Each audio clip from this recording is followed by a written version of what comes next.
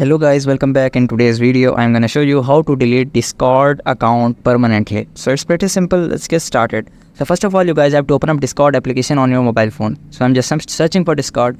So after coming to Discord, what you have to do is just simply go to the below right corner of your profile icon by tapping on U button, and after tapping on your U button, your profile will be opened here. In order to delete it, you have to just simply go to the top right corner of settings. So after tapping on settings, now what you have to do is just simply go to account. After coming to account, just simply scroll down. So after coming to scroll down, there are two options basically. So here what we have to do is we want to permanently delete our account. So I have to select the last option. If you want to temporarily ban or temporarily disable your account, you guys can just simply select the second last option.